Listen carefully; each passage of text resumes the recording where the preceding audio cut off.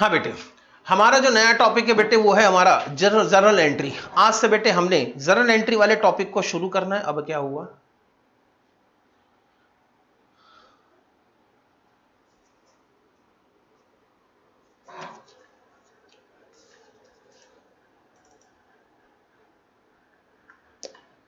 यार सही में ना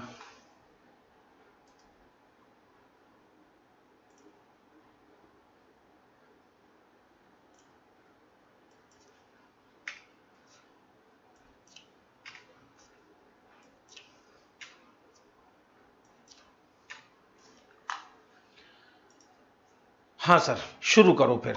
तो बेटे जर्नल एंट्री के टॉपिक के अंदर हम इस चैप्टर के अंदर क्या क्या पढ़ने वाले हैं। बेटे एक बात बताओ, आप में से कौन कौन 11th और 12th में साइंस वाला है और कौन कौन बेटे 11th और 12th कॉमर्स पढ़ के आया है? आयुष, पारस, तनु, उत्कर्ष, बेटे आप सभी लोग साइंस वाले हैं। पारस ने कहा सर मैं तो कॉमर्स वाला हूं, उत्कर्ष ने कहा मैं भी कॉमर्स वाला हूं, बेटे तनु ने कहा मैं भी कॉमर्स वाली हूं, ठीक है। और बेटे आयुष, आयुष आपका क्या कहना है बेटे, आप साइंस वाले हैं आप कॉमर्स वाले हैं? बोलो बेटे आयुष। सर साइंस वाला, अच्छा आयुष बेटे हमारे साइंस वाले हैं, बाकी 3 लोग हमारे कॉमर्स वाले हैं। आओ, अब क्योंकि आयुष अगर साइंस वाले हैं तो उसका मतलब इन्होंने पहले से कॉमर्स नहीं पढ़ रखी है और शायद इन्होंने पहले से कोई जर्नल एंट्री वगैरह नहीं पढ़ रखी है, इसलिए आयुष को ध्यान में रखते हुए थोड़ा सा धीरे भी चलेंगे। लेकिन बाकी 3 स्टूडेंट हमारे कॉमर्स वाले हैं तो इनको ध्यान में रख के थोड़ा सा स्पीड में भी चलेंगे। सर ऐसे कैसे करोगे, आओ बेटे सब समझाता हूं। सबसे पहले जो हमारा इंपॉर्टेंट टॉपिक आता है वो आता है जनरल एंट्री का। सर इसके अंदर हम क्या क्या पढ़ने वाले बेटे, इसके अंदर हम बहुत सारी चीजें पढ़ने वाले। जनरल एंट्री वाले टॉपिक के अंदर सबसे पहले हम पढ़ेंगे history of double entry book keeping system. Sir ये हिस्ट्री वगैरह इतिहास वगैरह पढ़ने की क्या जरूरत है बेटे, जरूरत है। जिसको अपनी जड़ें नहीं पता होती बेटे, जिसको अपना इतिहास नहीं पता होता वो कभी अपना फ्यूचर बना ही नहीं सकता, इसलिए थोड़ी बहुत हम इसकी हिस्ट्री की बात करेंगे। दूसरा जो हमने डिस्कशन करना है वो है advantage of double entry book keeping system. हम जो पूरा का पूरा सिस्टम ऑफ अकाउंटिंग पढ़ने वाले हैं जिसको हम लोग कहते हैं double entry book keeping system. ये double entry book keeping system advantageous क्यों है, इसके क्या एडवांटेज है, इसके क्या फायदे हैं, इनकी बात करेंगे। सर ऐसा क्यों? ऐसा इसीलिए कि जब फायदे पता होते हैं ना तो उस काम को करने में आदमी का अलग से एक इंटरेस्ट पैदा होता है, आदमी भी खुश हो जाता है कि नहीं यार मुझे इसके फायदे मालूम है, इस काम को अगर मैं ऐसे से करूंगा तो ये इसका बेनिफिट है। ठीक, अब आप लोगों ने बेटे कल शायद होमवर्क करने में थोड़ी सी नीरसता दिखा दी, आप लोगों ने होमवर्क नहीं किया क्योंकि आप लोगों को शायद होमवर्क के फायदे अभी नजर नहीं आ रहे। लेकिन with the passage of time बेटे जब कभी आप अपने सीनियर से पूछेंगे, आप कभी ऐसे लोगों से मिलेंगे कि जिन लोगों ने एक ही अटेम्प्ट के अंदर, सिंगल अटेम्प्ट के अंदर सीए फाउंडेशन क्लियर नहीं किया है, तो आपको कई बार बेटे उसका एक ही रीजन सुनाई देगा। उसका एक ही रीजन सुनाई देगा कि बेटे वो क्लास के अंदर बैठते जरूर थे, उनके कंसेप्ट पूरे क्लियर होते थे, लेकिन उनके साथ में एक समस्या होती थी कि उनकी राइटिंग प्रैक्टिस नहीं होती थी। और जब आपको पता चल गया कि बाद में जाके अब तुम काय परेशान कर रहे हो जबरदस्ती, अब तुम्हें भी आज ही नखरे आने हैं। हाँ, तो बेटे बाद में पता चलता है कि ये डेली बेसिस पर राइटिंग प्रैक्टिस नहीं करना आपके लिए बहुत भारी पड़ सकता है। अब मेरी उम्मीद है कि आप थोड़ा अपने होमवर्क के लिए एक सिंसियरिटी दिखाएंगे, इसलिए बेटे हम पढ़ेंगे फिर इसके बाद में एडवांटेज। एडवांटेज के बाद कुछ इंपॉर्टेंट टर्म्स की बात करेंगे। हालांकि जो इंपॉर्टेंट टर्म्स मैंने जर्नल एंट्री के लिए यूज करने हैं उनमें से कई इंपॉर्टेंट टर्म्स मैं आपको पिछली क्लास के अंदर ऑलरेडी समझा चुका हूं।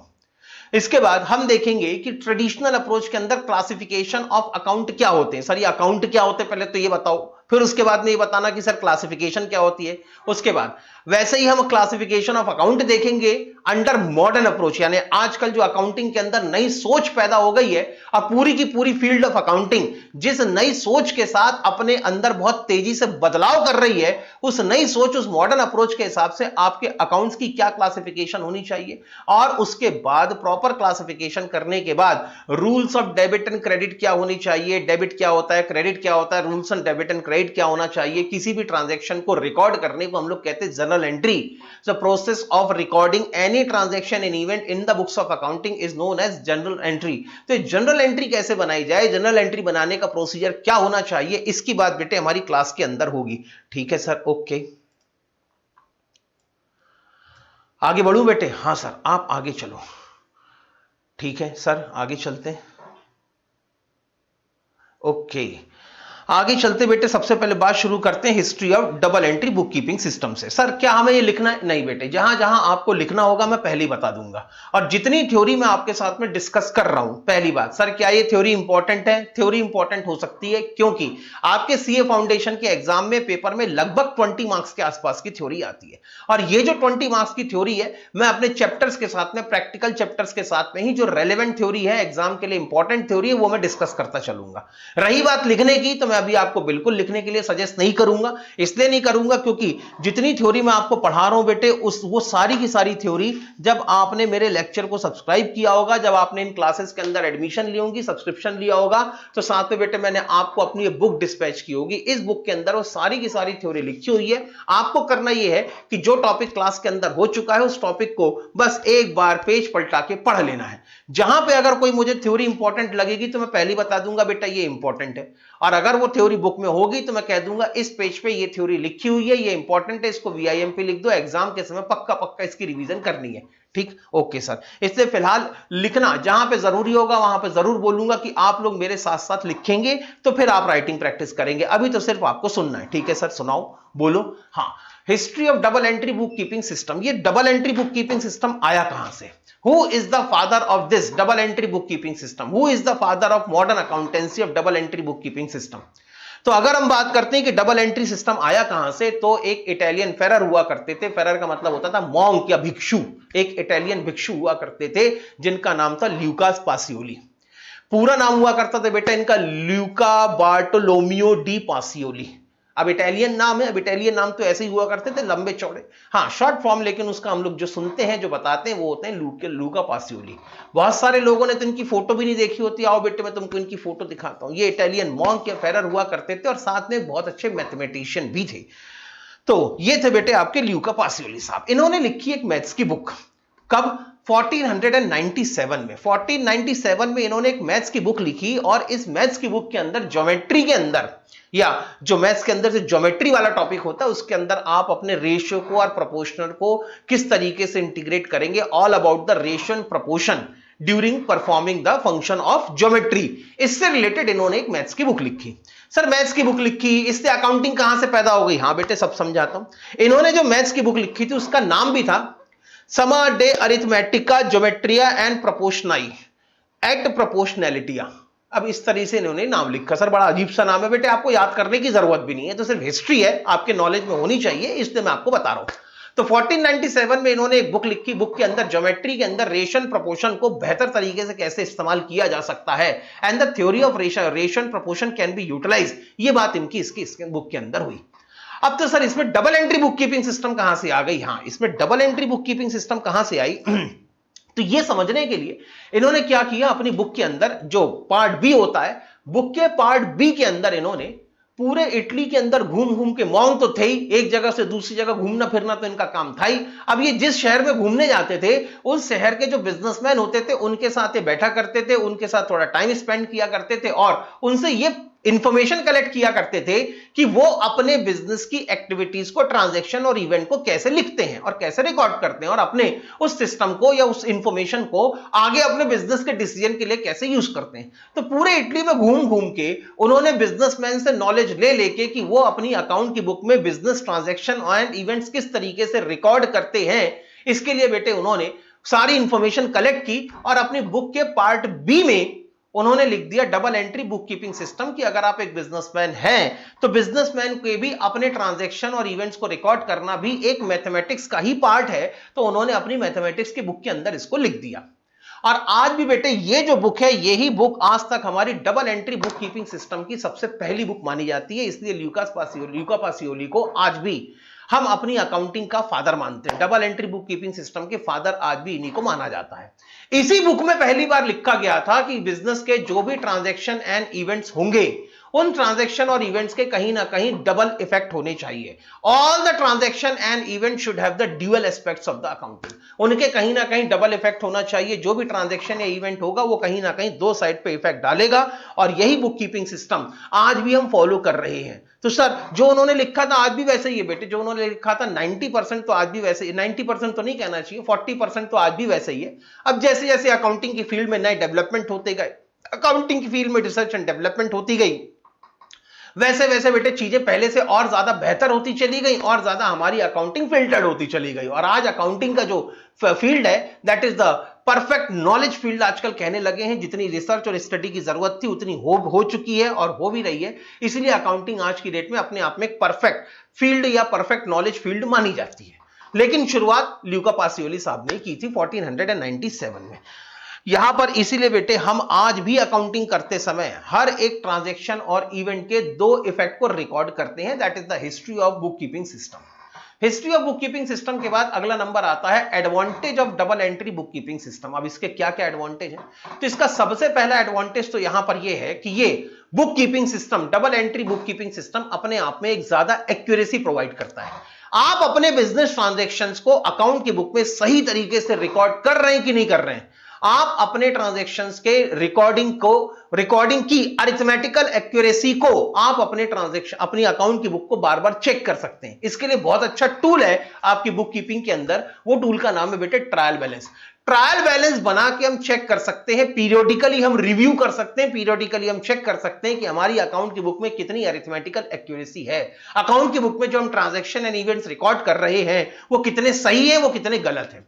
दूसरा यहां पर ये होता है कि बेटे हम जब double entry book keeping system को फॉलो करते हैं तो यहां पे प्रॉफिट एंड लॉस अकाउंट निकालना वैसे तो पॉसिबल है ही, लेकिन यहां पर जो प्रॉफिट एंड लॉस अकाउंट निकाला जाता है वो ज्यादा इंफॉर्मेशन के साथ, ज्यादा डिटेल्ड इंफॉर्मेशन के साथ में निकाला जाता है। सर मतलब क्या कहना चाहते हो? देखो बेटे, प्रीवियस चैप्टर के अंदर भी आपने प्रॉफिट या लॉस कैलकुलेट किया, कैसे निकाला था? प्रीवियस चैप्टर के अंदर प्रॉफिट या लॉस निकालने के लिए आपने क्लोजिंग कैपिटल में से ओपनिंग कैपिटल माइनस कर दिया और आपने कहा ये रहा प्रॉफिट। ठीक है, प्रॉफिट गलत नहीं है, प्रॉफिट एकदम सही है, लेकिन अगर आप किसी भी यूजर ऑफ फाइनेंशियल इंफॉर्मेशन तक ये वाला प्रॉफिट बोलोगे कि ये हमारा प्रॉफिट है, तो क्या उसको एकदम से भरोसा आ जाएगा? आपने कहा ये मेरी क्लोजिंग कैपिटल है at the end of year, ये मेरी ओपनिंग कैपिटल थी at the beginning of year, इन दोनों के डिफरेंस से मैंने प्रॉफिट निकाला और ये निकला मेरा प्रॉफिट। तो बेटे आपने प्रॉफिट एकदम सही सही बताया है, लेकिन क्योंकि वो प्रॉफिट कैसे निकला है, उससे रिलेटेड इंफॉर्मेशन क्या थी, इसकी कोई डिटेल्ड इंफॉर्मेशन आपने यूजर तक सप्लाई नहीं की, तो शायद यूजर आपके निकाले गए इस प्रॉफिट के ऊपर पूरा भरोसा ना करे, ऐसा हो सकता है। इसीलिए बेटे यहां पर प्रॉफिट निकालने के लिए यूजर तक आपको अगर इनकम की सारी इंफॉर्मेशन दें आप, उसके साथ आप ये बताएं कि साल भर हमारे खर्चे कितने थे, फिर हमारी टोटल इनकम में से टोटल एक्सपेंसेस माइनस करने के बाद इतनी सरप्लस रेवेन्यू हमारे पास में बच गया, तो ये जो सरप्लस रेवेन्यू है, जो एक्सेस रेवेन्यू है, इसी को हम प्रॉफिट कहते हैं। अगर इस तरीके से प्रॉफिट बताया जाए तो इसके ऊपर ज्यादा भरोसा आता है। It will increase the understandability. ये बेटे आपकी अकाउंट्स के ऊपर अंडरस्टैंडेबिलिटी और रिलायबिलिटी को बढ़ा देता है। तो यहां पर double entry book keeping system आपको एक और एडवांटेज देती है कि जब यहां पर आप प्रॉफिट एंड लॉस अकाउंट निकालते हैं तो उस प्रॉफिट या लॉस को निकालते समय आप ज्यादा इंफॉर्मेशन यूज करते हैं। You are using the greater detail of the information for calculating profit and loss. तो सर इससे होगा क्या? इससे बेटे कहीं ना कहीं आपकी अकाउंट्स की बुक के ऊपर लोगों का भरोसा बढ़ जाता है। आपके निकाले हुए प्रॉफिट और आपके रिपोर्टेड प्रॉफिट के ऊपर लोगों का भरोसा ज्यादा हो जाता है, इसलिए सिस्टम ज्यादा बेहतर माना जाता है। तीसरे अगर मैं सिस्टम की बात करूं तो यहां पर बेटे आप अपने बिजनेस की एक अकाउंटिंग पीरियड के एंड में फाइनेंशियल पोजीशन क्या थी वो भी बहुत आसानी से पता कर सकते हैं, क्योंकि ये double entry book keeping system आपको सारे तरीके की इंफॉर्मेशन अवेलेबल करवाता है। अगर double entry book keeping system आपको इनकम और एक्सपेंसेस की इंफॉर्मेशन अवेलेबल करवाता है, तो साथ में आपका double entry book keeping system आपको आपकी एसेट, लायबिलिटी और कैपिटल से रिलेटेड इंफॉर्मेशन भी प्रोवाइड करता है। तो double entry book keeping system हमें जिस तरीके की इंफॉर्मेशन प्रोवाइड करता है, उन सारी इंफॉर्मेशन को यूज करके आप अपनी फाइनेंशियल पोजीशन पता कर सकते हैं बाय प्रिपेयरिंग बैलेंस शीट।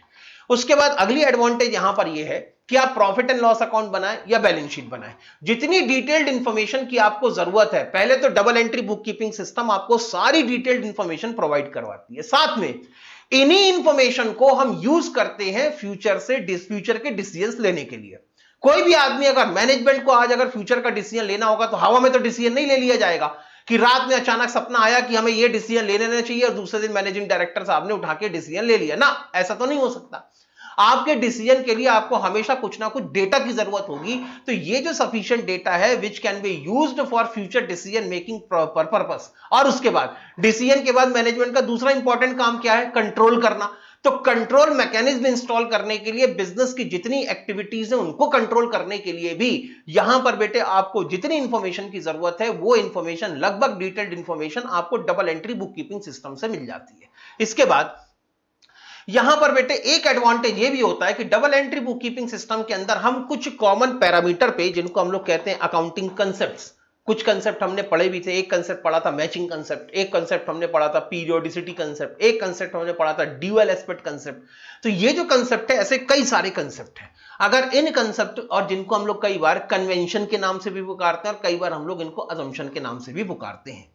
तो ये जो अकाउंटिंग प्रिंसिपल्स हैं या कंसेप्ट्स हैं, इन अकाउंटिंग प्रिंसिपल्स और कंसेप्ट्स को भी अगर प्रॉपर तरीके से फॉलो करके अकाउंटिंग की जाए तो एक सबसे बड़ी एडवांटेज इसकी ये मिलती है कि आप अपने बिजनेस के रिजल्ट्स को कंपेयर कर सकते हो। सर किस तरीके से? एक तो इंट्रा कंपैरिजन भी हो सकती है और दूसरा इंटर कंपैरिजन भी हो सकती है। सर ये क्या होता है? अगर मैं अपने करेंट ईयर के प्रॉफिट एंड लॉस अकाउंट को अपने प्रीवियस ईयर के प्रॉफिट एंड लॉस अकाउंट से कंपेयर करूं और ये देखूं कि कहां पर मैंने ज्यादा अच्छा काम किया, कहां मेरी एफिशिएंसी बढ़ी है, कहां मुझसे गलतियां हुई है, कहां मेरी एफिशिएंसी कम हुई है, तो जब मैं अपने ही रिजल्ट्स को प्रीवियस ईयर के, प्रीवियस पीरियड के अपने ही रिजल्ट से कंपेयर करता हूं तो उसको कहते हैं इंट्रा फर्म कंपैरिजन। लेकिन अगर मैं अपनी कंपनी के, अपने बिजनेस के रिजल्ट्स को अपने कॉम्पिटिटर के बिजनेस के रिजल्ट से कंपेयर करना शुरू कर दूं, एक कंपनी के रिजल्ट्स को दूसरी कंपनी के रिजल्ट से कंपेयर करना शुरू कर दूं, तो उसको कहते हैं हम लोग इंटर कंपनी कंपैरिजन। तो double entry book keeping system का एक बड़ा एडवांटेज ये भी है कि जब भी आपको कंपैरिजन करनी हो, क्योंकि बहुत सारे बिजनेस डिसीजन कंपैरिजन के बेसिस पर भी लिए जाते हैं, so whenever you have to make the comparison, आपको बेटे यहां पर double entry book keeping system sufficient data provide करवा देती है, फिर कोई दिक्कत नहीं है। So these are all the advantages of double entry book keeping system. आगे चलते हैं। सर अगला क्या है? कुछ इंपॉर्टेंट टर्म है, इनमें से कुछ टर्म का डिस्कशन हमारा क्लास के अंदर ऑलरेडी पहले ही हो चुका है। जैसे कि पहला टर्म है इसके अंदर double entry book keeping system. हमने पहले भी देखा था बेटे, अकाउंटिंग इक्वेशन वाले टॉपिक के अंदर हमने डिस्कस किया था कि हर एक ट्रांजैक्शन और इवेंट्स के ड्यूअल साइड डबल इफेक्ट होने चाहिए। Every transaction and event must have the dual effect. ठीक, यहां पे इसके टू साइडेड इफेक्ट होना चाहिए। सर दो साइड इफेक्ट क्या होते हैं? एक होता है बेटे डेबिट इफेक्ट और एक होता है क्रेडिट इफेक्ट। सर डेबिट और क्रेडिट क्या होता है उस पर भी डिस्कशन होगा, लेकिन हर एक ट्रांजैक्शन और इवेंट्स के दो इफेक्ट होना चाहिए। एक इफेक्ट को हम लोग टेक्निकली पुकारते हैं डेबिट इफेक्ट के नाम से और एक इफेक्ट को हम लोग टेक्निकली पुकारते हैं क्रेडिट इफेक्ट के नाम से। ठीक है सर, ओके। तो यहां पर कुल मिला के अगर देखा जाए तो हर एक ट्रांजैक्शन के दो अलग अलग इफेक्ट होने वाले हैं। दो अलग अलग इफेक्ट होने का मतलब है कि एक ही ट्रांजैक्शन का एक डेबिट इफेक्ट होगा, तो अगर किसी ट्रांजैक्शन का कोई डेबिट इफेक्ट है तो उसका करस्पॉन्डिंग क्रेडिट इफेक्ट जरूर मिलेगा। यानी अगर आपने किसी ट्रांजैक्शन को डेबिट किया है, डेबिट करने का मतलब होता है writing the transaction on the left hand side of the page. Sir मतलब देखो, ये आपकी रजिस्टर का, ये आपकी नोटबुक का एक पेज है। इस पेज को, इस नोटबुक के पेज को अगर मैं बीच से ऐसे फोल्ड कर दूं, ये देखो बेटे मैंने फोल्ड कर दिया। जब मैं बीच से फोल्ड करता हूं तो बेटे इसके दो हिस्से बन जाते हैं, that is the left hand side of the page and that is the right hand side of the page. तो जब कभी मैं ट्रांजैक्शन को अपने पेज के लेफ्ट हैंड साइड में रिकॉर्ड करता हूं तो इसको कहते हैं डेबिट, और जब कभी मैं अपने ट्रांजैक्शन को पेज के राइट हैंड साइड में रिकॉर्ड करता हूं तो इसको कहते हैं क्रेडिट। तो recording a transaction on a debit side of an account is known as debit and writing a transaction on the credit side of an account is known as credit. तो ultimately हर एक debit का credit होना जरूरी है। अगर आपने किसी ट्रांजैक्शन का डेबिट इफेक्ट डाला है, किसी अकाउंट के अंदर आपने उसको डेबिट साइड में लिखा है, तो पक्की बात है आप किसी दूसरे अकाउंट के अंदर उसको क्रेडिट साइड में लिखोगे ही लिखोगे। Every debit must have it's corresponding credit, और इसका रिवर्स भी एकदम सही है कि every credit must have it's corresponding debit. ठीक है, तो इस तरीके से बेटे ये हमारा double entry book keeping system होता है, इसको कहते हैं हम लोग डबल एंट्री सिस्टम, और इसी डबल एंट्री सिस्टम को हम लोग आगे बढ़ने वाले हैं। ठीक है सर, आगे चलते हैं। उसके बाद और दूसरा इंपॉर्टेंट टर्म कौन सा है? इंपॉर्टेंट टर्म है ट्रांजैक्शन। ट्रांजैक्शन के बारे में हम ऑलरेडी क्लास के अंदर पहले डिस्कस कर चुके हैं। किसी भी तरह की कोई भी बिजनेस फाइनेंशियल एक्टिविटी जिसमें इकोनॉमिक रिसोर्सेज मतलब एसेट्स की या तो इनफ्लो हो रही हो या इकोनॉमिक रिसोर्सेज की आउटफ्लो हो रही हो, एसेट्स की आउटफ्लो हो रही हो, और या तो एसेट्स की इनफ्लो आउटफ्लो दोनों हो रही हो, that is known as transaction. अब ट्रांजैक्शन में क्योंकि इनफ्लो और आउटफ्लो ऑफ एसेट्स है, तो पक्की बात हम किसी ना किसी आउटसाइडर के साथ में डील कर रहे हैं, और अगर हम किसी आउटसाइडर के साथ में डील कर रहे हैं तो आउटसाइडर से या तो हम एसेट्स ले रहे होंगे या किसी आउटसाइडर को हम अपनी एसेट दे रहे होंगे, तो इनको कहा जाता है बेटे ट्रांजैक्शंस। उसके बाद बेटे अगला जो वर्ड है वो है event.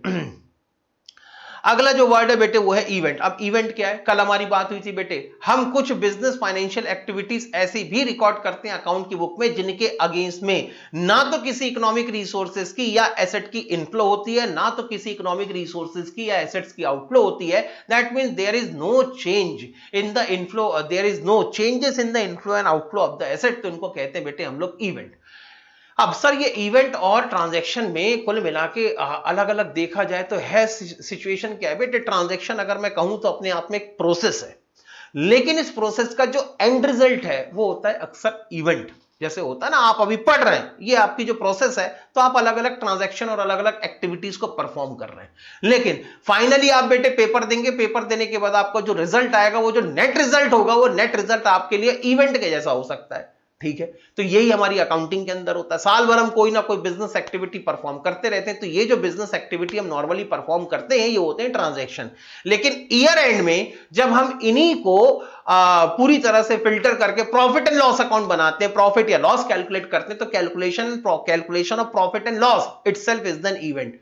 Preparation of the balance sheet for ascertaining the financial position is an event. ठीक, तो इसी तरीके से या आप अपनी अकाउंट के बुक में डेप्रिसिएशन चार्ज करते हैं, या आपके गोडाउन में कितने रुपए का स्टॉक अभी भी रखा हुआ है, इसकी जो आप वैल्यूएशन करते हैं, तो that is known as event. तो that is the definition of event. उसके बाद बात आती है गुड्स की। पहले भी हमारी बात हुई थी कि in the ordinary course of business, जिन चीजों को हम रेगुलर बेसिस पर खरीद रहे हैं, उनमें प्रॉफिट जोड़ के बेच रहे हैं, या इन the ordinary course of business हम रॉ मटेरियल खरीदते हैं, उसको फिनिश गुड्स में कन्वर्ट करते हैं और बाद में उस फिनिश गुड्स को बेचते हैं, तो जिस चीज को हम रोज बेच के रेगुलर बेसिस पर जिसको हम सेल कर करके प्रॉफिट कमा रहे हैं, उसको कहा जाता है बेटे गुड्स। तो goods in the accounting specifically include only those item which are purchased for resale. तो कोई भी आइटम आपने खरीदा है जिसको आपका अल्टीमेट पर्पस आपको इसका रीसेल करने का है। तो सर ये तो हो गई फिनिश गुड्स की बात, ट्रेडर के लिए और मैन्युफैक्चरर के लिए क्या? हाँ, या तो बेटे हो सकता है कि आपने कोई भी गुड्स खरीदा हो जो आपको आपकी सर्विसेज देने के लिए जरूरी है। बेटे मैंने भी ये बुकें छपवाई हैं, भारत पब्लिकेशन से बेटे बुक पब्लिश होती है, लेकिन अपने स्टूडेंट को सप्लाई करने के लिए मुझे भारत पब्लिकेशन की यही बुक मुझे उनसे खरीदनी पड़ती है, तब जाके मैं अपने स्टूडेंट को यहां से सप्लाई करता हूं। तो मेरी सर्विसेज देने के लिए ये बुक छपनी जरूरी है, मुझे मेरी सर्विसेज देने के लिए इस बुक का छापा जाना जरूरी है। अगर मेरे पास में ये बुक नहीं होगी तो मैं अपनी टीचिंग की सर्विसेज नहीं दे सकता। तो किसी भी तरह के कोई भी आइटम जो आपकी सर्विसेज देने के लिए भी जरूरी है, उसको भी गुड्स कहा जाएगा। उसके बाद goods are those item which are used for production, यानी अब किसी मैन्युफैक्चरर की बात की जाए तो उसने तो रॉ मटेरियल खरीदा है। अब रॉ मटेरियल क्यों खरीदा है? प्रोडक्शन के लिए। तो कोई भी ऐसी चीज, anything which has been purchased for either reselling purpose or which has been purchased for providing services or which has been purchased for consumption while producing the goods and services, तो ऐसी condition में इनको कहा जाता है goods. Normally बेटे जैसे मैंने एग्जांपल भी बताया था आपको पहले कि जो स्टेशनरी शॉप वाले हैं उनके लिए स्टेशनरी का जो मटेरियल है वो गुड्स होता है, लेकिन जो मेडिसिन शॉप वाले उनके लिए जो मेडिसिन होती हैं वो उनके लिए गुड्स होती हैं, क्योंकि डेली बेसिस पर यही खरीदनी है, यही बेचनी है। खरीदते समय उनका ऑब्जेक्टिव भी क्या होता है बेटे? रीसेल करने का। तो ऐसी कंडीशन में these are known as goods. आगे चलते हैं, अगली जो डेफिनेशन थी या अगला जो इंपॉर्टेंट टर्म है वो आपके लिए एसेट। अब एसेट क्या होती है? तो एसेट को बेटे हम लोग टेक्निकली कहते हैं इकोनॉमिक रिसोर्सेज। मैं टेक्निकली वर्ड जब मैं कहता हूं तो आपके जो अकाउंटिंग स्टैंडर्ड्स हैं जिनके बेसिस पर पूरी अकाउंटिंग होती है, बाद में हमारा अकाउंटिंग स्टैंडर्ड पे भी कुछ नॉमिनल डिस्कशन होता रहेगा, क्योंकि अकाउंटिंग स्टैंडर्ड वैसे तो आपके सीए फाउंडेशन के सिलेबस में एप्लीकेबल नहीं है, लेकिन इंटरमीडिएट से आपके अकाउंटिंग स्टैंडर्ड्स आपके सिलेबस का पार्ट बनना शुरू हो जाते हैं। तो ये जितने भी अकाउंटिंग स्टैंडर्ड आप आगे जाके पढ़ेंगे उनके अंदर एसेट का नाम एसेट कम लिखा हुआ है, उनके अंदर बेटे एसेट की जगह अक्सर एक वर्ड यूज किया गया इकोनॉमिक रिसोर्स, यानी ये वो आपके इकोनॉमिक रिसोर्स हैं जिनसे आप फ्यूचर में बेनिफिट लेंगे, आप जिनसे फ्यूचर में बेनिफिट की एक्सपेक्टेशंस कर सकते हैं, those are known as asset. और अगर डिटेल में जाना है तो एसेट के लिए कुछ अलग अलग कंडीशंस है। पहली बात, इनका इकोनॉमिक रिसोर्स होना जरूरी है। इकोनॉमिक रिसोर्स होने का मतलब कहीं ना कहीं आप किसी ना किसी तरीके से इसको अपने बिजनेस के अंदर इस्तेमाल कर सकते हैं, या तो आप डायरेक्टली इसको कैश में कन्वर्ट करेंगे या इन चीजों को आप अपने बिजनेस के अंदर यूज करके गुड्स एंड सर्विसेज प्रोड्यूस करके लोगों को देंगे, लेकिन कहीं ना कहीं इसका कोई ना कोई इस्तेमाल होना जरूरी है। आपको ऐसा लगता है कि इन चीजों को हम यूज कर सकते हैं, तब ये बनते हैं आपके इकोनॉमिक रिसोर्स। अब ये जो चीजें हैं साथ में इनका फ्यूचर एक्सपेक्टेड बेनिफिट भी होना चाहिए। अब ऐसा नहीं कि भाई मैं इसको इस्तेमाल कर सकता हूं, हाँ यार फ्यूचर में मैं इस कैलकुलेटर को इस्तेमाल कर सकता हूं, लेकिन अभी कैलकुलेटर इतना पुराना हो गया है कि मुझे ही पता है कि इस कैलकुलेटर को मैं यूज करने वाला नहीं हूं। तो इस कंडीशन में ठीक है, ये इकोनॉमिक रिसोर्स तो है, लेकिन मुझे इसके फ्यूचर में कोई एक्सपेक्टेड बेनिफिट नहीं दिखते। अब ये कैलकुलेटर अगर आउटडेटेड हो गया, ओल्ड मॉडल का हो गया और इंस्टीट्यूट ने थोड़े एडिशनल फंक्शन के साथ भी कैलकुलेटर को आपको अलाउ कर दिया, तो फिर मैं भी क्या करूंगा, उन एडिशनल फंक्शन वाला कैलकुलेटर ले आऊंगा। तब ऐसी कंडीशन में फिर इसके फ्यूचर इकोनॉमिक बेनिफिट खत्म हो जाएंगे, तो भी फिर इसको मैं एसेट कहना बंद कर दूंगा। तो पहली चीज, इसका इकोनॉमिक रिसोर्स होना जरूरी है, इससे आपको फ्यूचर में बेनिफिट मिलेगा ऐसी उम्मीद होना जरूरी है। और तीसरी सबसे बड़ी बात है, ये आपके कंट्रोल में होनी चाहिए। अगर ये आपके कंट्रोल में नहीं है तब भी आप इसको अपनी एसेट नहीं मानेंगे। सर कंट्रोल में होना चाहिए, ठीक से समझाओ। मैंने कहा बेटे देखो, अगर आप कहीं रहते होंगे, अगर आप कभी हाउसिंग सोसाइटी में फ्लैट स्कीम में रहते होंगे, और कभी अगर इंडिपेंडेंट घर में रहते तो कभी फ्लैट स्कीम में अपने दोस्त वगैरह के घर में तो गए होंगे। जो बेटे फ्लैट है वो तो बिल्डर ने बना के बेचा है, वो फ्लैट की चाबी आपके हाथ में दे दी है, तो दीवारों के अंदर की जितनी जगह है उसके मालिक तो आप हैं। आपने उसके पैसे दिए हैं, आपने फ्लैट खरीदा है, तो दीवारों के अंदर की जितनी जगह है वो आप जैसा चाहें वैसा इस्तेमाल कर सकते हैं। दरवाजे के अंदर से कौन आएगा, दरवाजे से कौन बाहर जाएगा, इसको आप चाहे तो कंट्रोल कर सकते हैं। बिना आपकी परमिशन के आपके फ्लैट के दरवाजे से कोई अंदर भी नहीं आ सकता, और बिना आपकी परमिशन के आपके फ्लैट के दरवाजे से कोई बाहर भी नहीं आ सकता। दैट मींस वो जो फ्लैट है जो आपको बिल्डर ने बना के दिया है, आप उसको कंट्रोल कर सकते हैं। तो फ्लैट वाली जितनी जगह है उसको आप अपनी एसेट बोले चलेगा, कोई दिक्कत नहीं है। लेकिन आप सोचो, आपका जो फ्लैट है उसके सामने कॉमन बालकनी भी है। क्या बेटे बिल्डर ने आपसे कॉमन बालकनी के पैसे नहीं लिए? बिल्कुल लिए सर। कैसे नहीं लेगा, वो तो अपनी पूरी कॉस्ट रिकवर करेगा। यानी आपके फ्लैट की कॉस्ट में वो सामने वाली कॉमन बालकनी की कॉस्ट भी इंक्लूडेड है। लेकिन क्या आप सामने वाली कॉमन बालकनी को कंट्रोल कर सकते हैं? आप किसी को कह सकते हैं कि नहीं इस बालकनी से ये आएगा, ये नहीं आएगा, आप इस बालकनी से मेरी परमिशन के बिना यहां से नहीं जा सकते? हो ही नहीं सकता बेटे, वो तो कॉमन बालकनी है, पब्लिक के लिए कोई भी आ सकता है, कोई भी जा सकता है। इसका मतलब ये जो सामने की कॉमन बालकनी है, उस बालकनी के आपने पैसे जरूर दिए, आपने उसके लिए पैसे भी खर्च किए हैं, अब बेनिफिट आपको भी मिलने वाला है, लेकिन क्योंकि आप उसको कंट्रोल नहीं कर सकते, इसलिए आप ये नहीं कह सकते कि मेरे फ्लैट के सामने जो कॉमन बालकनी है इसका मालिक मैं हूं ना। तो यहां पर आप अगर उन चीजों को कंट्रोल कर सकते हैं तो तीन शर्तें हैं। किसी भी चीज को आप एसेट तभी बोलेंगे जब ये तीनों शर्तें पूरी होती हैं। कौन कौन सी? पहली शर्त, ये इकोनॉमिक रिसोर्स होना चाहिए, या मतलब आप इसका कहीं ना कहीं किसी ना किसी तरीके से इस्तेमाल कर सकते हैं। दूसरा, इससे फ्यूचर बेनिफिट एक्सपेक्टेड होना चाहिए, आपको ऐसा लगना चाहिए कि इस चीज को इस्तेमाल करके फ्यूचर में मैं कहीं ना कहीं कोई ना कोई किसी ना किसी तरीके का बेनिफिट कमाऊंगा, और ये आपके अंडर कंट्रोल होना चाहिए। आप इसको प्रॉपर तरीके से कंट्रोल कर सकते हो, तभी आप इसको अपनी एसेट कहेंगे। अब एसेट में कुछ एसेट ऐसी होती हैं जिनको हम रीसेल के पॉइंट ऑफ व्यू से या कैश में कन्वर्ट पॉइंट करने के पॉइंट ऑफ व्यू से नहीं रखते, हम इसको अपने बिजनेस में यूज करने के लिए रखते हैं। For example land and building, for example furniture, for example machinery, plant, furniture, fixture. ये वो एसेट्स हैं जो आपने कभी बेचनी नहीं है बेटे, आपने इसको रीसेल के पॉइंट ऑफ व्यू से नहीं खरीदा। आप तो चाहते हैं कि इन एसेट को हम अपने बिजनेस के अंदर यूज करें, अपनी गुड्स एंड सर्विसेज की डिलीवरी देने के लिए हम इन एसेट्स का इस्तेमाल करेंगे। लेकिन कुछ एसेट्स ऐसी होती हैं जिनको आपने कैश में कन्वर्ट करने के लिए रखा होता है। फॉर एग्जांपल आपके डेटर्स। अब डेटर्स क्या हैं? ये वो कस्टमर्स हैं जिनको हमने क्रेडिट में गुड्स बेचा है, अब आज उनसे पैसे नहीं मिले, तो जब तक पैसे नहीं मिले तब तक तो हम इनको डेटर्स कहते हैं, लेकिन जिस दिन पैसे मिल जाते हैं हम ऑटोमेटिकली इस डेटर की एसेट को कैश में कन्वर्ट कर लेते हैं। तो यहां पर बेटे आपकी एसेट की अलग अलग कैटेगरी हो सकती है। अब एसेट की जो कैटेगरी होती है वो तो कई बार प्रॉपर्टी के फॉर्म में होती है, प्रॉपर्टी या प्योर एसेट के फॉर्म में होती है। कई बार जो एसेट होती है वो आपके राइट्स के फॉर्म में होती है, अधिकारों के फॉर्म में होती है कि आपके पास में अधिकार है कि इस आदमी से इस चीज के बदले में, इस डॉक्यूमेंट के बदले में आप कभी भी फ्यूचर में पैसे रिकवर कर सको, तो इसको कहा जाता है एसेट। अगला जो इंपॉर्टेंट टर्म है बेटे लायबिलिटी। इसके बारे में भी पहले भी कई बार मैंने डिस्कशन किया। What is the liability? It is your present obligation to pay the amount in future. आपने किसी से कोई सर्विसेज ले ली है या आपने किसी से कोई कमिटमेंट कर दिया है कि मैं आपको फ्यूचर में फलाना फलाना डेट को इतने इतने पैसे दूंगा, तो ऐसी कंडीशन में आप जब किसी से भी फ्यूचर की डेट में अमाउंट पे करने का कोई कमिटमेंट आज कर लेते हैं, किसी तरह की कोई आज ऑब्लिगेशन आप अंडरटुक कर लेते हैं, ले लेते हैं, अपने ऊपर एक ऑब्लिगेशन ले आते हैं, तो इसको कहा जाता है फिर लायबिलिटी। आपने बैंक से लोन ले लिया, भाई आपने बैंक से लोन लिया तो बैंक के साथ में तो कमिटमेंट हो गया ना कि इस बैंक के लोन की इंटरेस्ट के साथ में इतनी इतनी इंस्टॉलमेंट में हर महीने या हर साल में आपको पेमेंट करूंगा। तो प्रेजेंट में आपने अपनी एक ऑब्लिगेशन अज्यूम कर ली बैंक के साथ में कॉन्ट्रैक्ट बनाते समय कि आप इस लोन की फ्यूचर में इंस्टॉलमेंट में पेमेंट करेंगे, तो ये हो गई बेटे आपकी लायबिलिटी। वैसे ही हो सकता है आपने किसी से क्रेडिट में गुड्स परचेस किया हो, तो जो सप्लायर से आपने क्रेडिट में गुड्स परचेस किया है उसके साथ भी तो आपका एक कमिटमेंट हुआ है कि मैं आपको 15 दिन बाद या 1 महीने बाद या 2 महीने बाद आपको इस गुड्स का पूरा पैसा दूंगा। तो अल्टीमेटली आज प्रेजेंट में आपने एक ऑब्लिगेशन अज्यूम कर ली कि आज से 1 महीने बाद मैं आपको इतने इतने पैसे दूंगा। तो ये जो प्रेजेंट ऑब्लिगेशंस होती हैं जिनका अमाउंट हमें फ्यूचर में पे करना होता है उसको कहते हैं हम लोग लायबिलिटी।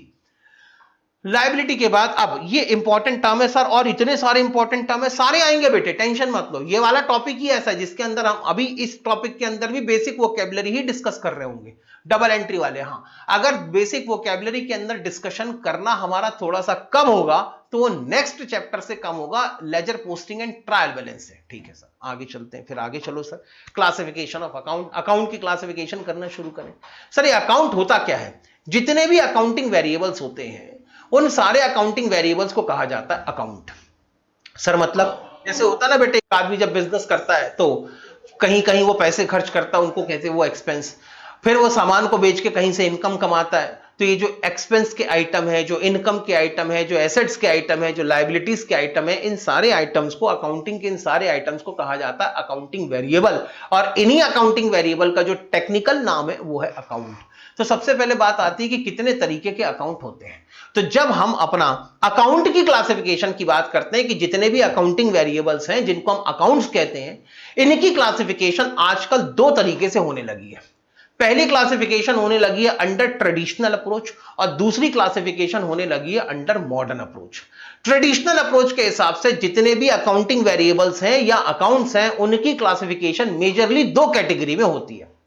एक होते हैं बेटे इसके अंदर पर्सनल अकाउंट और एक होते हैं बेटे इसके अंदर इम्पर्सनल अकाउंट। मैं बात कर रहा हूं ट्रेडिशनल क्लासिफिकेशन की। सर ये कब से आई? 1497 से, जब से ल्यूका पासियोली साहब ने बुक लिखी है, ये उस जमाने से चली आ रही है। सर आज भी चल रही है, आज भी वैसे ही चल रही है बेटे, विदाउट एनी चेंजेस। ये बेसिक प्रिंसिपल ऑफ अकाउंटिंग पे बेस्ड है, जहां से आपकी double entry book keeping system शुरू हुई थी उसी पे बेस्ड है। तो ये 1497 से आज तक वैसे ही चली आ रही है। ठीक है सर, वैसे ही चली आ रही है तो हम भी चला देते हैं, उसमें क्या है। हाँ, तो अकॉर्डिंग टू ल्यूका पासियोली आपके अकाउंट की क्लासिफिकेशन 2 तरीके से होना चाहिए। कुछ अकाउंट होंगे आपके पर्सनल अकाउंट और कुछ अकाउंट होंगे आपके इम्पर्सनल अकाउंट। इसमें भी अब सर ये पर्सनल अकाउंट क्या होते हैं, इम्पर्सनल अकाउंट क्या होते हैं? भाई पर्सनल वर्ड किससे बना है? पर्सन से। तो जितने भी अकाउंट किसी इंडिविजुअल से, किसी पर्सन से रिलेटेड होंगे वो सारे अकाउंट कौन से होंगे? Personal account. लेकिन जितने अकाउंटिंग वेरिएबल का, जितने अकाउंट्स का कोई भी लेना देना किसी इंडिविजुअल पर्सन से नहीं है तो फिर वो होंगे आपके पर्सनल अकाउंट। बड़ा सिंपल सा हिसाब किताब है। अब बेटे पर्सनल अकाउंट की भी आगे जाके 3 कैटेगरी बन गई। कौन कौन सी? एक तो बेटे इसके अंदर बने सबसे पहले नेचुरल पर्सनल अकाउंट, दूसरे बने इनके अंदर आर्टिफिशियल पर्सनल अकाउंट और तीसरे बने इनके अंदर रिप्रेजेंटेटिव पर्सनल अकाउंट। वैसे ही इम्पर्सनल अकाउंट की और 2 सब क्लासिफिकेशन हुई। सर कौन कौन सी? इम्पर्सनल अकाउंट के अंदर कुछ अकाउंट आए बेटे जिनको कहा हमने रियल अकाउंट। रियल अकाउंट मतलब आपकी जितनी एसेट्स के अकाउंट हैं, कुछ एसेट्स तो आपकी पर्सनल अकाउंट के अंदर कवर हो जाती है, बाकी उसके बाद जो बची हुई एसेट्स के अकाउंट हैं वो आपके रियल अकाउंट होंगे। उसके बाद दूसरे होंगे आपके nominal account. Sir nominal account यानी क्या होता है? नॉमिनल अकाउंट का मतलब होता है जितने भी आपके इनकम के, रेवेन्यू के अकाउंट्स हैं या जितने भी आपके एक्सपेंसेस के अकाउंट है वो सारे के सारे आपके नॉमिनल अकाउंट बन जाते हैं। तो ये बेसिक क्लासिफिकेशन है, हालांकि इस पर अभी हमारा डिस्कशन होगा। दूसरा, सर मॉडर्न अप्रोच के हिसाब से अकाउंट की कितनी क्लासिफिकेशन होगी? मॉडर्न अप्रोच के हिसाब से बेटे अकाउंट की 5 अलग अलग क्लासिफिकेशन है। सर कौन कौन सी?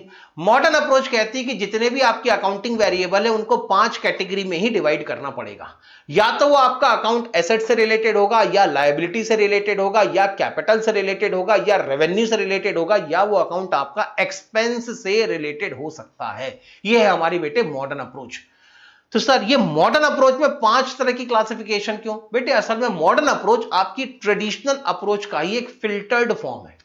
ट्रेडिशनल अप्रोच को और फिल्टर किया गया और उसको थोड़ा सा लॉजिकल और रेशनल फॉर्म में कन्वर्ट किया गया और उसके ऊपर लॉजिक लगाए गए, और लॉजिक लगाने के बाद इसकी जो एक रिक्लासिफिकेशन हुई है वो मॉडर्न अप्रोच है और कुछ भी नहीं है। आप ये बोले कि मॉडर्न अप्रोच के अंदर हम कुछ नया करने वाले, तो कुछ नया नहीं करने वाले। वो ये बेटे, खाना पुराना है, थाली नहीं है, तो आपने खाने को नए तरीके से सजा के लोगों के सामने परोस दिया। जैसे किसी जमाने एक मूवी आई थी नदिया के पार, नदिया के पार की एक दोबारा रीमेक बनी, थोड़े से मॉडर्न फॉर्म में बैकग्राउंड और उसकी जो पृष्ठभूमि थी उसको बदल दिया गया। नदिया के पार के अंदर गांव का माहौल दिखाया गया था, उसकी जो रीमेक बनी वो थी हम आपके हैं कौन, उसमें बकायदा शहर की एक हाई सोसाइटी का घर दिखाया गया। नदिया के पार के अंदर जब बेटे देवर अपनी भाभी को मायके से लेने जाता है तो बैलगाड़ी लेके जाता है, यहां पे बेटे देवर अपनी भाभी को मायके से लेने जाता है या भाभी की छोटी बहन को मायके से लेने जाता है, तब उस कंडीशन में बेटे फरारी कार लेके जाता है। उस समय बेटे उन्होंने कम्युनिकेशन के लिए कोई और मीडियम चूज किया था, यहां पर बेटे कुत्ता ले आए। वो बड़े भारी भारी गाने, महंगी महंगी शादियां दिखाई गई, बड़ा भव्य स्वरूप दिखाया गया। बाकी जो नदिया के पार मूवी बनी थी उसके अंदर इतना भव्य स्वरूप नहीं था। तो खाना वही है बेटे, स्टोरी वही थी, सब कुछ वही था। अगर आप दोनों मूवीज को कंपेयर करके देखोगे तो बोलेंगे क्या बेवकूफ बनाते हैं यार हमको भी, यानी कहीं से भी वही स्टोरी दोबारा लाके हमारे सामने प्रेजेंट कर दी। तो इन्होंने किया कुछ नहीं बेटे, जो पुरानी स्टोरी थी उसी पुरानी स्टोरी को या पुराने खाने को नए थाली में सजा के आपके सामने रख दिया, बस वही है हमारी मॉडर्न अप्रोच।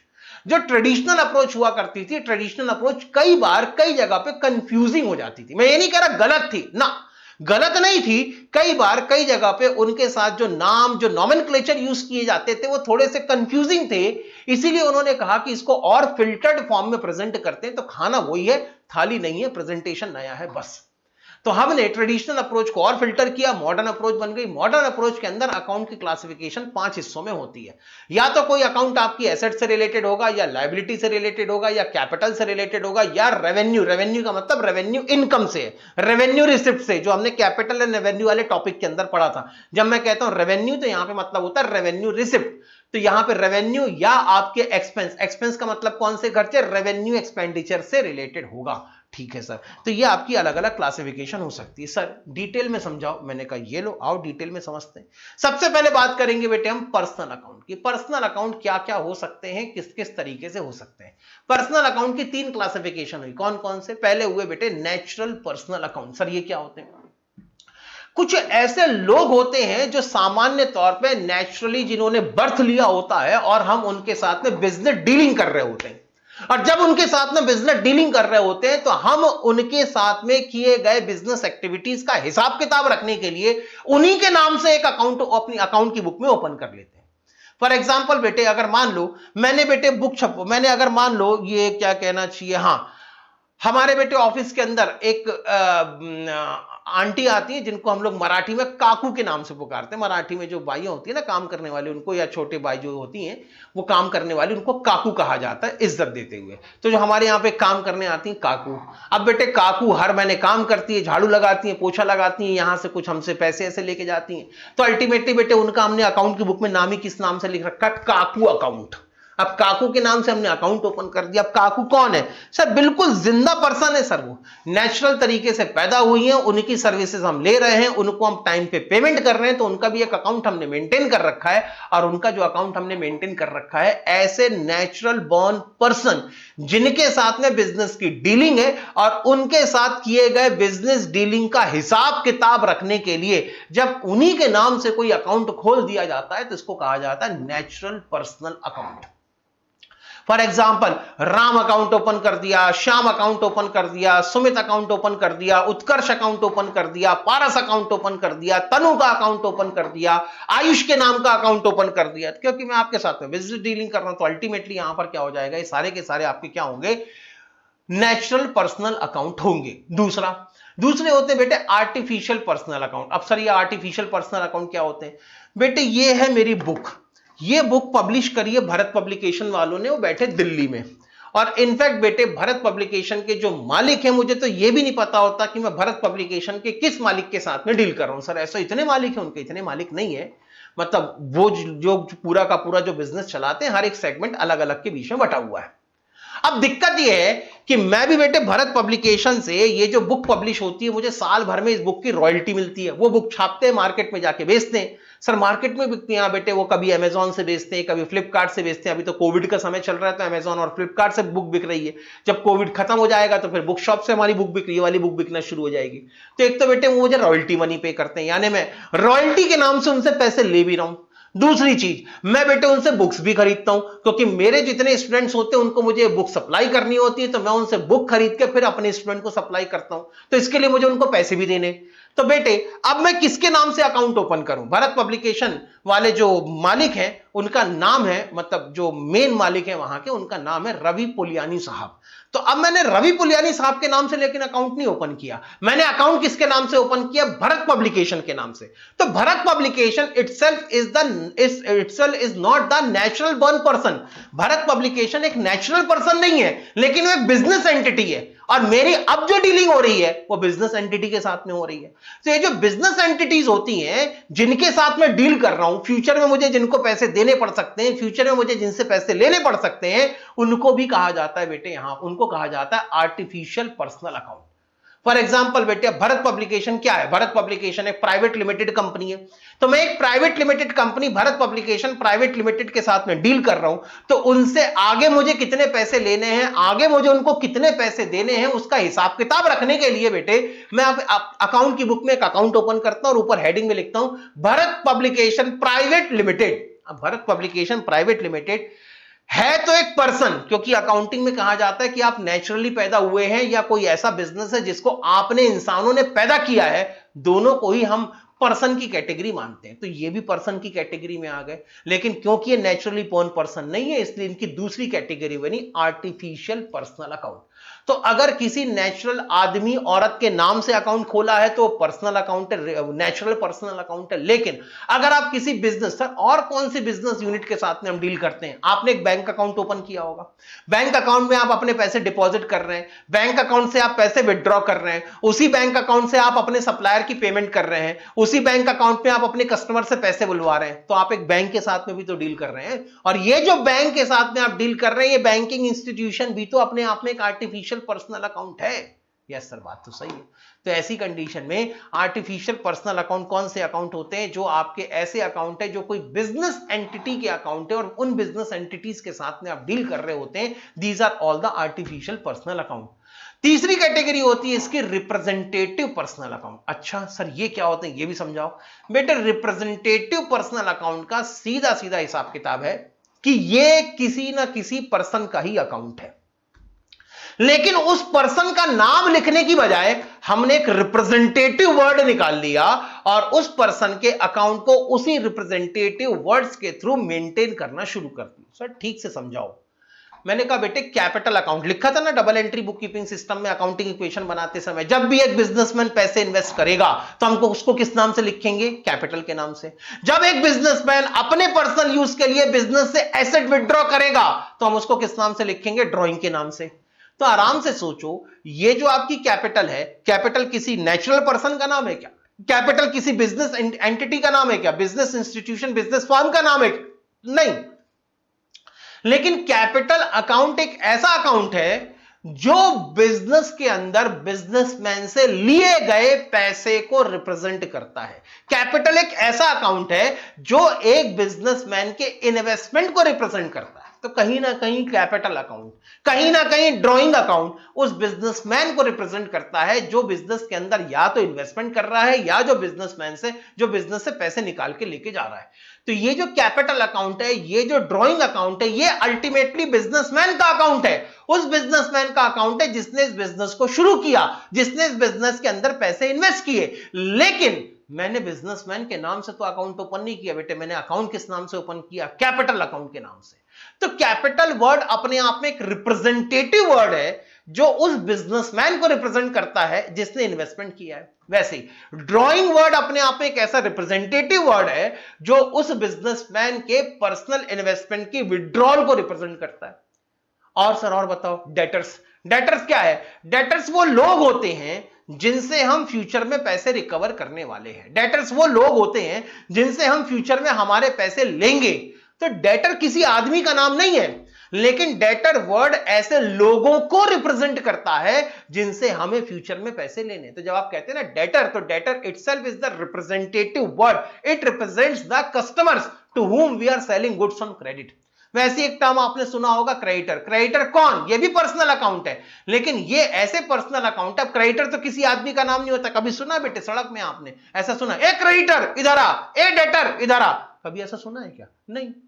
तो क्रेडिटर डेटर किसी आदमी का नाम नहीं होता, लेकिन एक ऐसे रिप्रेजेंटेटिव वर्ड है जो हमारे उन लोगों के लिए, सप्लायर के लिए क्रेडिटर वर्ड इस्तेमाल होता है जिनसे हम क्रेडिट में गुड्स परचेस कर रहे हैं और जिनको हम फ्यूचर में पेमेंट करने वाले हैं।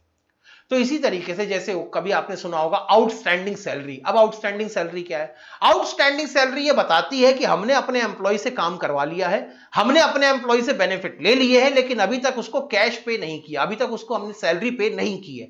अब क्योंकि हमने अभी तक उसको सैलरी पे नहीं की है, तो ये जो हमारी आउटस्टैंडिंग सैलरी है, जो अभी भी सैलरी देना हमारी बाकी है, उसको रिकॉर्ड करने के लिए मैंने एक अकाउंट ओपन कर लिया, आउटस्टैंडिंग सैलरी अकाउंट। अब ये जो आउटस्टैंडिंग सैलरी अकाउंट मैंने ओपन किया है, ये आउटस्टैंडिंग सैलरी अकाउंट उस एम्प्लॉय को रिप्रेजेंट करता है जिसको मुझे फ्यूचर में पैसे देना है। वैसी एडवांस सैलरी वर्ड उस एम्प्लॉय को रिप्रेजेंट करता है जिसको मैं ऑलरेडी सैलरी एडवांस में दे चुका हूं, उससे फ्यूचर में मैं या तो उसकी सर्विसेज लूंगा या तो एडवांस सैलरी के पैसे में वापस लूंगा। तो outstanding salary, advance salary, prepaid expenses, advance और उसके बाद आउटस्टैंडिंग एक्सपेंसेस, ये सारे जितने वर्ड्स हैं, ये सारे के सारे वर्ड रिप्रेजेंटेटिव वर्ड्स हैं। ये उन लोगों को रिप्रेजेंट करते हैं जिनसे हमने बेनिफिट फ्यूचर में या तो बेनिफिट लेना है या पैसे लेने हैं, या तो फ्यूचर में जिनको हमें बेनिफिट देना है या फ्यूचर में जिनको हमें पैसे देने हैं, उनको रिप्रेजेंट करते हैं। तो ऐसे जो वर्ड के अकाउंट होते हैं जो किसी लोगों के लिए एज अ रिप्रेजेंटेटिव वर्ड इस्तेमाल करके अकाउंट में लिखे जाएं, तो ऐसे अकाउंट को हम लोग कहते हैं रिप्रेजेंटेटिव पर्सनल अकाउंट। तो यहां तो बात हो गई बेटे पर्सनल, रियल और नॉमिनल अकाउंट क्या क्या होते हैं, तो ये बात हमने कर ली बेटे। पर्सनल अकाउंट की अलग अलग कैटेगरी क्या होती है। अब बात नंबर आता है बेटे यहां पर इम्पर्सनल अकाउंट का। अब इम्पर्सनल अकाउंट क्या होते हैं सर बेटे? अब इम्पर्सनल अकाउंट समझना है तो सबसे पहले इसके अंदर आते हैं रियल अकाउंट।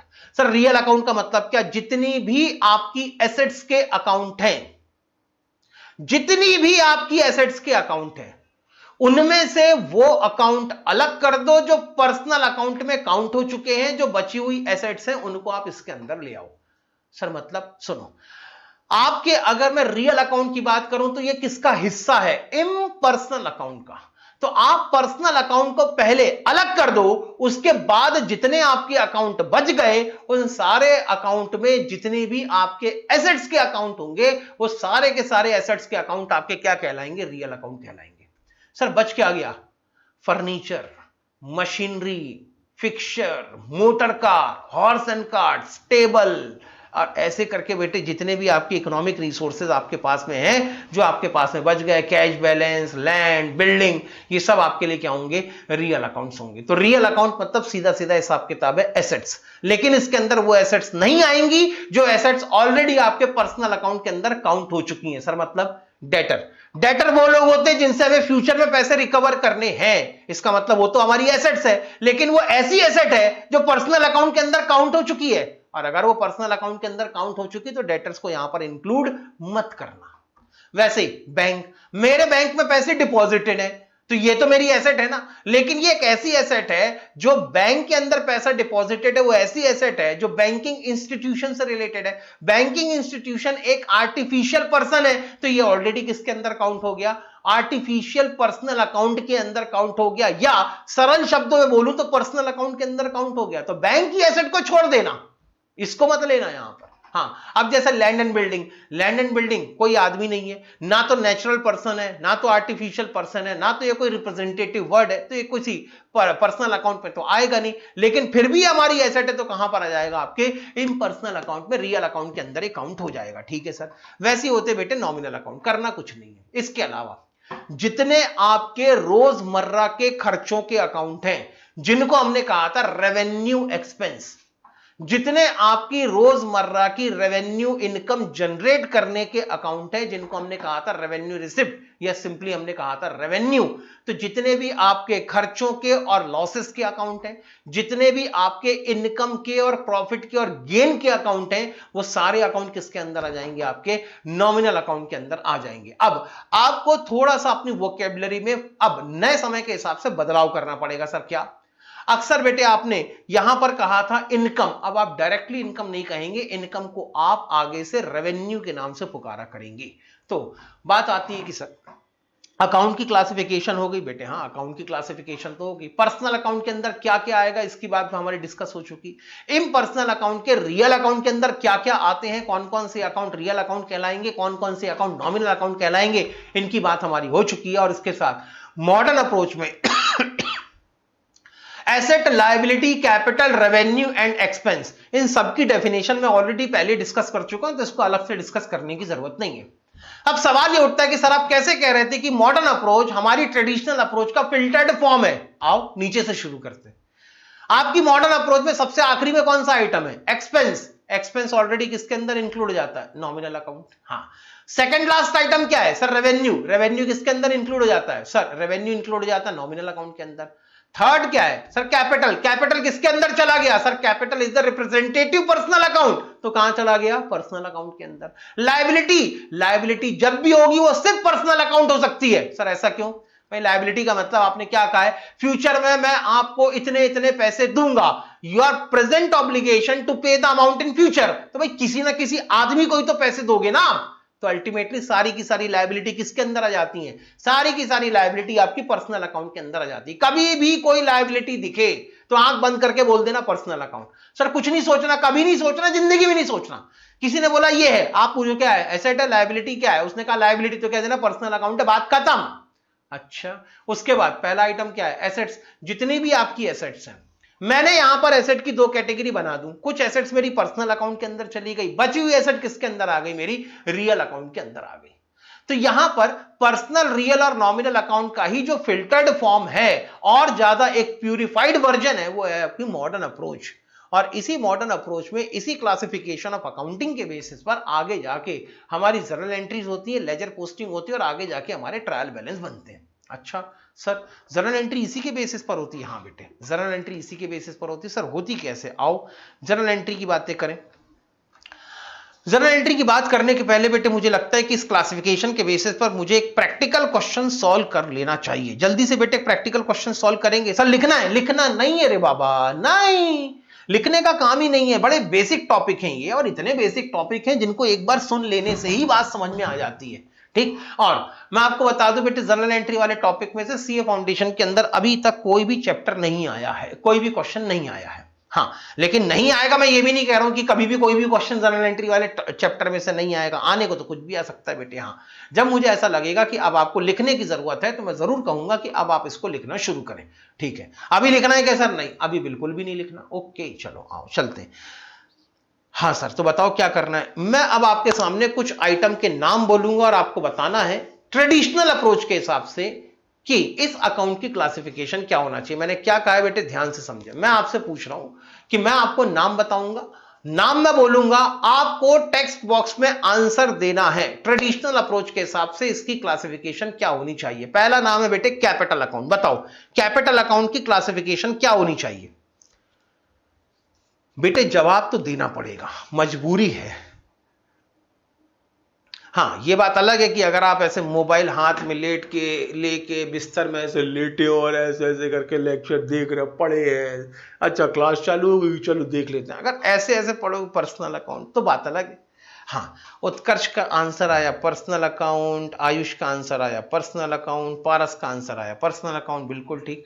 ट्रेडिशनल अप्रोच के हिसाब से कैपिटल होती है पर्सनल अकाउंट, और अगर मैं इसको स्पेसिफिकली लिखना चाहूं तो लिख सकता हूं रिप्रेजेंटेटिव पर्सनल अकाउंट, लेकिन नहीं भी लिखा तो भी चलता है, ओवरऑल कैटेगरी पर्सनल अकाउंट की है। इसके बाद अगला आइटम परचेसेस। बोलो बेटे परचेसेस का क्या करना है, जल्दी बताओ बेटे। परचेसेस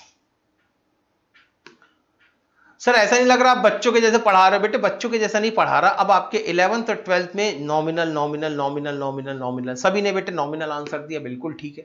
परचेस हमारे लिए एक्सपेंस होती है, इसलिए इसको नॉमिनल अकाउंट मान लेना चाहिए। लेकिन जब आप अपने सीए इंस्टीट्यूट के मॉड्यूल को देखेंगे तो दो क्वेश्चन में परचेस की दो अलग अलग क्लासिफिकेशन दी हुई है। मतलब बेटे एक जगह तो आपकी परचेस में लिखा गया है एक्सपेंस और ये आपका नॉमिनल अकाउंट है, बात एकदम सही है। हम जो गुड्स खरीद रहे हैं वो क्यों खरीद रहे हैं? बेचने के लिए खरीद रहे हैं। तो जब गुड्स खरीदेंगे तो हम इसको अपना खर्चा मानेंगे, तब तो बेटे जब ये गुड्स बिकेगा उसको अपनी रेवेन्यू मानेंगे। तो ये हमारे लिए नॉमिनल अकाउंट होना चाहिए। आंसर एकदम सही है। लेकिन अगर मॉडर्न अप्रोच के हिसाब से देखा जाए तो मॉडर्न अप्रोच ये कहती है कि जब आप सामान को खरीदते हैं तो इससे आपकी स्टॉक की एसेट इंक्रीज होती है। जब तक वो स्टॉक नहीं बिकेगा तब तक तो आपकी एसेट है, जिस दिन वो बिक जाएगा तब बात अलग है। तो जब तक आपने जिस समय परचेस किया है, क्योंकि वो उसी समय तो नहीं बिक जाता है, इसलिए पहले आपको इसको अपनी एसेट माननी चाहिए। और क्योंकि आपको इसको अपनी एसेट माननी चाहिए इसलिए आपको इसको रियल अकाउंट क्लासिफाई करना चाहिए। इसीलिए हो सकता है कि मॉड्यूल के क्वेश्चन को सॉल्व करते समय एक जगह आपको परचेस नॉमिनल अकाउंट दिखे और एक जगह परचेस आपको रियल अकाउंट दिखे, लेकिन घबराना नहीं है, दोनों ही क्लासिफिकेशन एकदम ठीक है, कहीं पे कोई दिक्कत नहीं है। सर लेकिन नॉर्मली अगर एग्जाम में क्वेश्चन आ गया तो क्या लिखेंगे? अगर नॉर्मली एग्जाम में क्वेश्चन आया दैट, अगर जैसे क्वेश्चन बन सकता है ट्रू एंड फॉल्स के अंदर, कैसे? Purchase account is nominal account, तो फिर आप आंसर लिखेंगे yes, purchase account is a nominal account since purchase is an item of expense therefore it should be classified as nominal account। लेकिन sir अगर लिखा आ गया purchase account is a real account, ऐसा कोई क्वेश्चन नहीं आने वाला। इंस्टीट्यूट जानबूझ के ऐसे क्वेश्चन आपको नहीं देने वाली जिनके बारे में उनको खुद पता है कि ये पिक्चर अभी तक पूरी वैसे भी क्लियर नहीं है। ठीक, आगे चलते हैं। सेल्स, बताएं बेटे सेल्स का क्या करना है, जल्दी बताओ। उत्कर्ष ने आंसर दिया बेटे रेवेन्यू है। रेवेन्यू है तो क्या होना चाहिए? नॉमिनल अकाउंट, बिल्कुल ठीक। आगे चलते हैं बेटे। उसके बाद अगली आइटम बेटे एडवर्टीजमेंट। बताओ बेटे एडवर्टीजमेंट का क्या करें? उत्कर्ष का आया नॉमिनल अकाउंट, और बाकी कहां है? अच्छा, सबका आया नॉमिनल अकाउंट, बात सही है बेटे। एडवर्टीजमेंट आपकी एक्सपेंस है तो ये भी क्या होना चाहिए? Nominal account. अगला आइटम है सन्ड्री एक्सपेंस।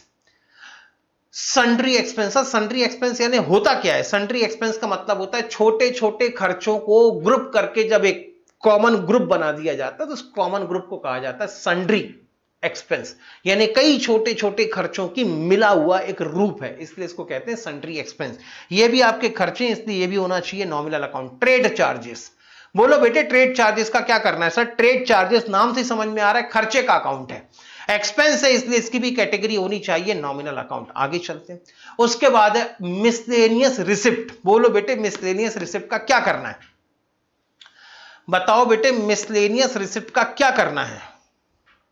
हाँ, मिसलेनियस रिसिप्ट सर हमारे लिए रेवेन्यू का अकाउंट है, रेवेन्यू का अकाउंट है तो इसको भी हमारे नॉमिनल अकाउंट की कैटेगरी में चला जाना चाहिए। अगला अकाउंट है बेटे ऑफिस एक्सपेंसेस। ऑफिस एक्सपेंसेस भी आपके खर्चों का अकाउंट है, एक्सपेंस है, इसलिए ये भी होगा आपके लिए नॉमिनल अकाउंट। फिर उसके बाद में अगली आइटम बेटे चैरिटी। जब आप चैरिटी करते हैं तो चैरिटी का भी आपको कोई फ्यूचर इकोनॉमिक बेनिफिट नहीं दिखाई देता, इसलिए ये आपके लिए रेवेन्यू एक्सपेंस होना चाहिए, और क्योंकि ये भी रेवेन्यू एक्सपेंस है तो ये होंगे आपके लिए नॉमिनल अकाउंट, बिल्कुल ठीक बात है। फिर है इलेक्ट्रिक फिटिंग। बताओ बेटे इलेक्ट्रिक फिटिंग का कौन सा अकाउंट होगा? बोलो बेटे इलेक्ट्रिक फिटिंग का कौन सा अकाउंट होगा? Classification nominal, real, nominal. सुनो बेटे, उत्कर्ष आपने लिखा रियल अकाउंट, एकदम सही है। तनु बेटे आपने लिखा नॉमिनल अकाउंट, यहां पर नॉमिनल अकाउंट गलत है। अगर यहां पर लिखा होता इलेक्ट्रिक चार्जेस तब मैं कहता कि इलेक्ट्रिक चार्जेस मेरे लिए शॉर्ट टर्म बेनिफिट देने वाला खर्चा है, इसलिए ये रेवेन्यू एक्सपेंस होगा, और अगर ये रेवेन्यू एक्सपेंस है तो नॉमिनल अकाउंट हो जाना चाहिए। लेकिन यहां पे क्या लिखा है बेटे? Electric fittings.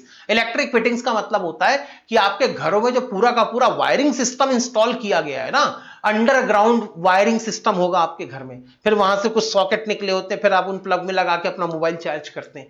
तो ये जो आपकी अंडरग्राउंड वायरिंग की पूरी फिटिंग की गई है, इसको कहा जाता है इलेक्ट्रिक फिटिंग। और ये जो इलेक्ट्रिक फिटिंग होती है ये आपके लिए लॉन्ग टर्म बेनिफिट देने वाली होती है, ये आपकी एसेट होती है, इसलिए इसको कहा जाता है रियल अकाउंट। आगे चलते हैं। समझ गए सर? ओके, आगे चलते हैं। ये आपकी एसेट है, इसको आप रियल अकाउंट क्लासिफाई करेंगे। अगला आइटम है ऑनरेरियम टू सेक्रेटरी। बोलो बेटे क्या करना है? सर ये होता क्या है? जब कई बेटे किसी क्लब का या किसी बिजनेस के अंदर हम कोई सेक्रेटरी को अपॉइंट करते हैं तो सेक्रेटरी को उसकी कैजुअल सर्विसेज के बदले में जो हम मेहनताना देते हैं उसको कहा जाता है होनोरेरियम टू सेक्रेटरी। तो it is as good as your salary. तो अगर ये सैलरी के जैसा है, ये एक्सपेंस के जैसा है, तो ये भी हो जाना चाहिए नॉमिनल अकाउंट। बिल्कुल ठीक। उत्कर्ष बेटे पर्सनल अकाउंट नहीं हो सकता। यहां पर किसी आदमी का नाम लिखा हुआ है इसलिए इसको पर्सनल अकाउंट क्लासिफाई नहीं किया जा सकता। पर्सनल अकाउंट क्लासिफाई करने के लिए उसके साथ में फ्यूचर से रिलेटेड कोई कमिटमेंट होनी चाहिए। हमने कहा होनोरेरियम टू सेक्रेटरी, इसका मतलब यह है कि हमारे क्लब में या हमारे बिजनेस में या हमारी कंपनी के अंदर हमने एक सेक्रेटरी को अपॉइंट कर रखा है। अब कोई भी फुल टाइम सेक्रेटरी को तब तक अपॉइंट नहीं करता जब तक इतना काम ना हो कि एक सेक्रेटरी साहब दिन भर बैठे और वहां पे काम करें। तो नॉर्मली बेटे जो सेक्रेटरी होते हैं वो हमेशा पार्ट टाइम बेसिस पर ज्यादा अपॉइंट किए जाते हैं। अब पार्ट टाइम बेसिस पर जब सैलरी कोई सेक्रेटरी को अपॉइंट किया जाता है तब ऐसी कंडीशन में उनको जब कोई भी मेहनताना देते हैं तो सैलरी के नाम से नहीं पुकारते, उसको ऑनरेरियम के नाम से पुकारते हैं। ठीक है, तो ये सैलरी के जैसा है इसलिए ये भी नॉमिनल अकाउंट होना चाहिए। आगे चलते हैं। सन्ड्री क्रेडिटर्स, जल्दी बताओ बेटे क्या करना है।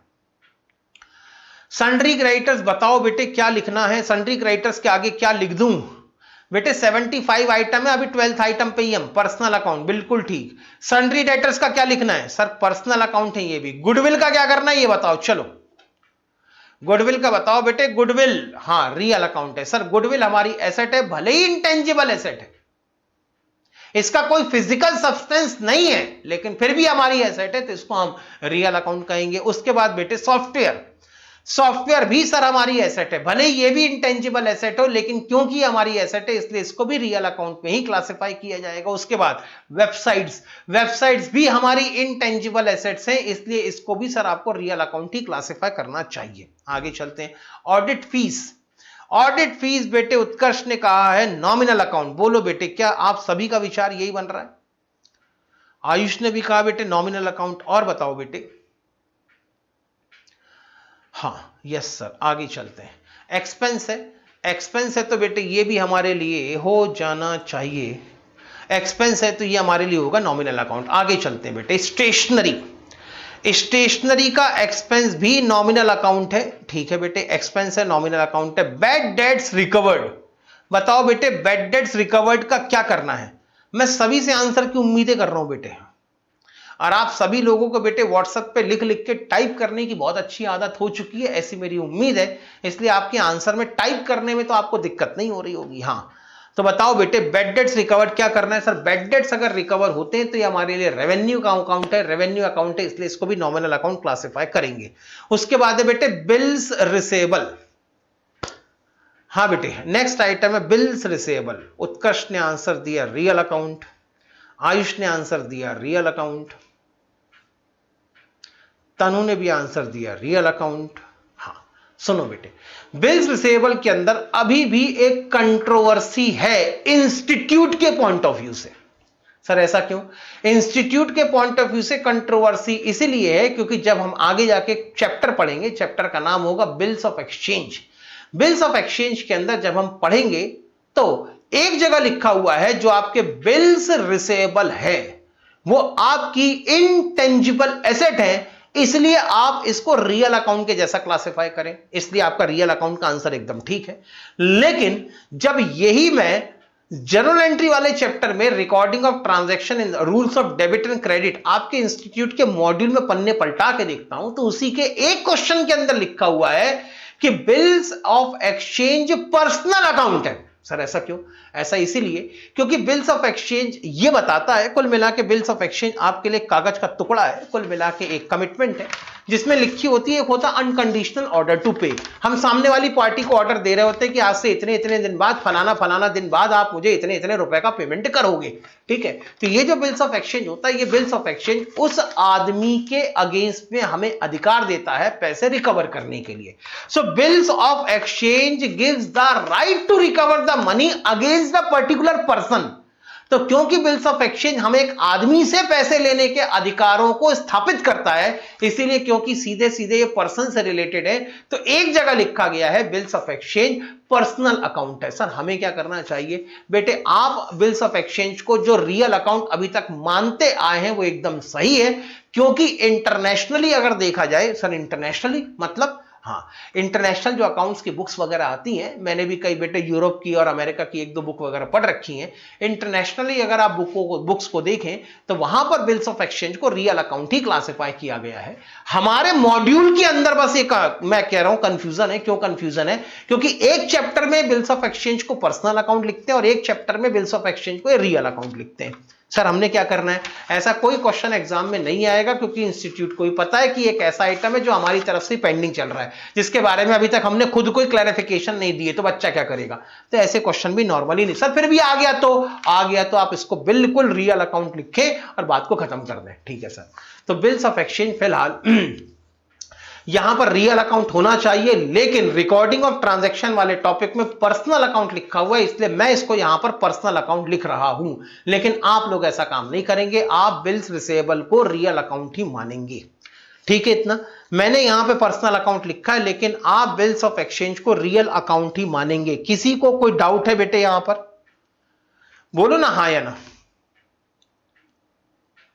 बेटे कुछ तो बोलो। Class no sir. अच्छा, कोई डाउट नहीं है। ठीक है बेटे। हाँ सर, आगे बाकी की क्लास बेटे अब हमारी मंडे को कंटिन्यू होगी। मंडे को हम अपनी क्लास को यहीं से रीस्टार्ट करेंगे। इस पार्ट को कंप्लीट करने के बाद फिर हम मंडे को पहले हम इस पार्ट को कंप्लीट करेंगे, उसके बाद जो अकाउंटिंग इक्वेशन का बचा हुआ हमारा टॉपिक है उसको हम मंडे को क्लास के अंदर डिस्कस करेंगे। ठीक, दूसरी क्लास का समय हो गया बेटे। जून अटेम्प्ट वालों की मेरी रिवीजन की क्लास चालू है, बस उनकी रिवीजन की क्लास है, वो भी मेरा इंतजार कर रहे होंगे। आओ बेटे आगे चलें, अगली क्लास के बारे में बात करेंगे मंडे को। संडे की आपकी छुट्टी है, आराम करें, इत्मीनान से चिल मारें। ठीक है, घूमे फिरें, थोड़ा सा अपने आप को फ्रेश अप करें। मंडे को मुलाकात करेंगे। Bye bye.